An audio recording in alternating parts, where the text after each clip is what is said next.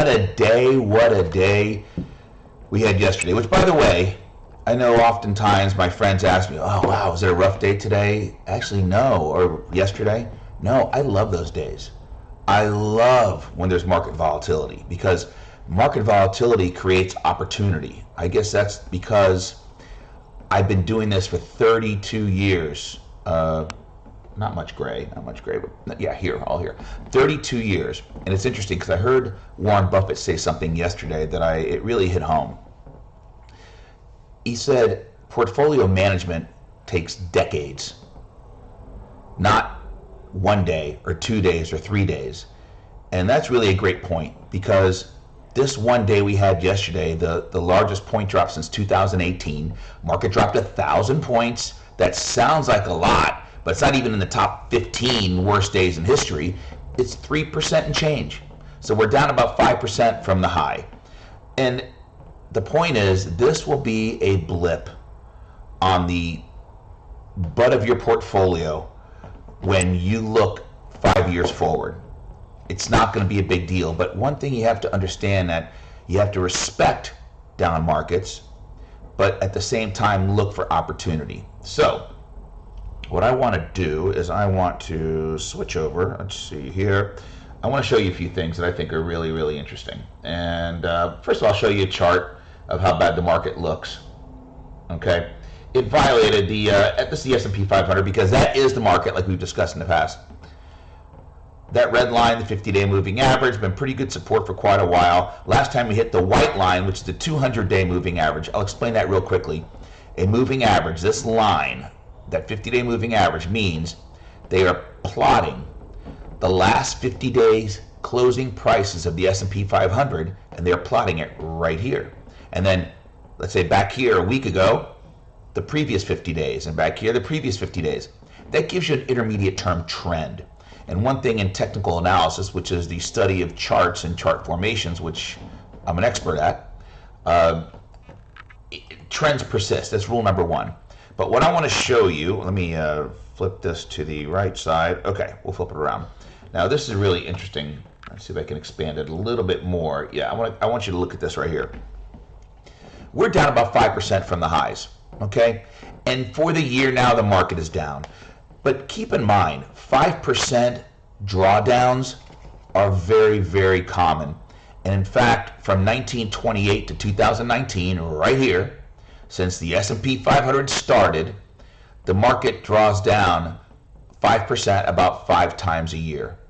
The average length is about 24 days. Now, we started this pullback a few weeks ago, so we're probably midway through it. Look, we could have a 10% correction. Yes, that's possible. But I have a sneaky feeling that the Federal Reserve is going to come in and kind of start bailing things out, start taking their pails and bailing water out of the rowboat, because we have an administration that, whether you like them or not, and I'm not talking political today, all right?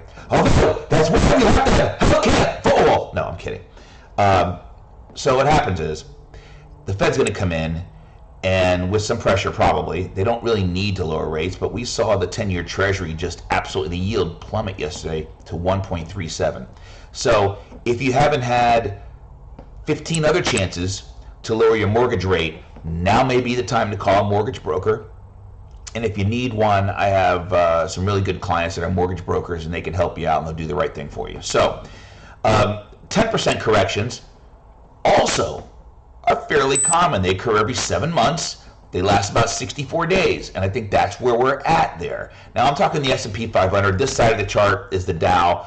I couldn't care less about the Dow. It's 30 stocks. Yes, they're important, but I don't even like the way they're weighted, okay? If I could do it, I would change it. All right, let's go to something else, though. Here's another thing that's very, very important, and I'm going to see if I can expand that a little bit, because we are in an election year. And that's why I want everybody to pay the taxes. Okay, I just love that. I love that impression. It's just funny. Just think about this. I learned this stat recently, and this is a great one. 87 cents of every tax dollar, 87 cents, goes towards Medicare, Medicaid, Social Security, and interest on our debt. So 13 cents that's left over runs the country. Hence why we have a $23 trillion deficit. And if we paid for everybody's college education, okay, let's move on. So let's talk about the election. Election years, typically a very good year, and there's been 23 election years since the S&P 500, and of those 23 years, 19 of them have been up years.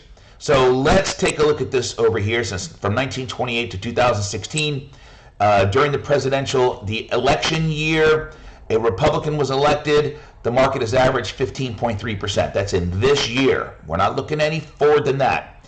A Democrat was reelected, 7.6%. All years, the average 11.28 upside, okay? Now, there have been 23 elections since the S&P 500 started, and they're saying here that when a Republican was in office and a Republican was reelected, the total return is about 11.9%. If there was a Republican in office and the Democrat was elected, the total return was negative 2.6%. Okay, again, this is not a knock on anything. I'm just stating fact here. And here's some of the numbers. In 2016, the election year, Trump came in 12%, Obama 16% in 12. In 08, of course, that was a financial crisis. So all that being said, in general, the history is on our side. So what do you do in this correction or this pullback? And again, I love it. So what we did is we grabbed our cunyans and we did some buying. We had a lot of cash on the sideline. I was looking for opportunity. I like to try and buy some things that can maybe hedge some of the downside. I know a buddy of mine, Ryan, out there has been shilling gold for a while. I'm not a gold bug, but last week I went out and bought some gold miners, and which worked out pretty good. You know, you look for opportunity. I look for the stocks that have been performing the best and that are pulling back to support levels. And those are the stocks like Microsoft's of the world. I mean, Microsoft has been a great performing stock. And I'll pull the chart up for you. And really doesn't have a lot of exposure in China. Look, this coronavirus is a serious thing. You have 28,000 cases. You have 2,700 deaths. Yes, what if it's not contained to certain regions of this world? What if we do start getting somebody taking a flight from China, sneaks into this country somehow, some way, and shakes somebody's hand? You know, my answer is don't shake anybody's hand. Just give them the high sign. Yo, what's up? Hey, what's up? Go, yo, yo. Okay, but let's go. Let me just show you a chart on Microsoft, because this has been a really great performing stock. I mean, that and Apple has really carried the Dow for the most part. Let me flip over to that screen for you. Okay, look at this. I mean, it's a really, really beautiful chart. I mean, it went parabolic here at the beginning of the year in January, and look what happened. It dropped down. I did some buying yesterday down here, and it closed up above the 50-day, that red line, the 50-day moving average. I mean, that's not a bad look. You don't like to see stocks drop like that, but again, Microsoft doesn't have a lot of exposure in China. Now let's talk about a stock that does have a lot of exposure in China, and this is Apple, which we own. Full disclosure, we own tons of it.